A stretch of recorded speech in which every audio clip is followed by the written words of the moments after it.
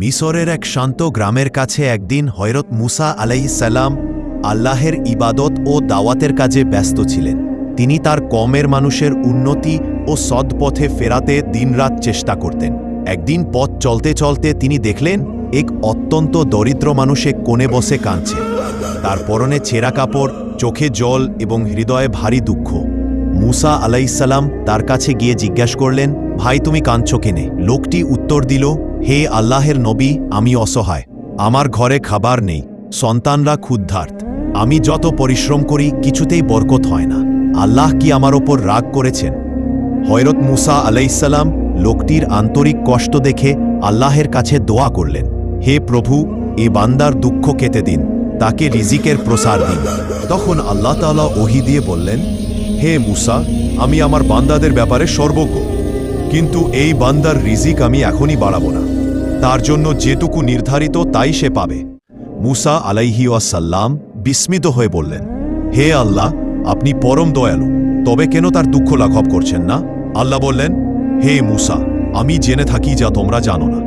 এই বান্দা যদি আজই সমৃদ্ধ হয়ে যায়, সে আমার জিকির ভুলে যাবে, অহংকারী হবে এবং সত্য পথ থেকে বিচ্যুত হবে। তার দারিদ্র্যই আজ তার ঈমানকে রক্ষা করছে। মুসা আলাইহিস সালাম আল্লাহের অসীম জ্ঞান দেখে নতমস্তক হলেন। পরদিন মুসা আলাইহিস সালাম আবার সেই লোকটির কাছে গেলেন। দেখলেন লোকটি এখনও মন খারাপ করে বসে আছে। মুসা আলাইহিস সালাম তাকে সান্ত্বনা দিয়ে বললেন, ভাই, আল্লাহ তোমার দোয়া শুনছেন, তিনি তোমাকে ভুলে যাননি, তার সিদ্ধান্তে আছে গভীর জ্ঞান। লোকটি হতাশ হয় বলল, কিন্তু আমি বুঝতে পারছি না কেন আমার জীবনে এত কষ্ট। মুসা আলাইহিস সালাম কোমল স্বরে বললেন, সব কষ্টই খারাপ নয়। আল্লাহ কখনো জ্ঞানীদেরকে জ্ঞান দিয়ে পরীক্ষা করেন আর গরিবদেরকে ধৈর্য দিয়ে পরীক্ষা করেন। তুমি যদি ধৈর্য ধরো, আল্লাহ তোমাকে উত্তম প্রতিদান দেবেন। লোকটি দীর্ঘশ্বাস ছেড়ে বলল, তাহলে কি আমার অবস্থাই ভালো?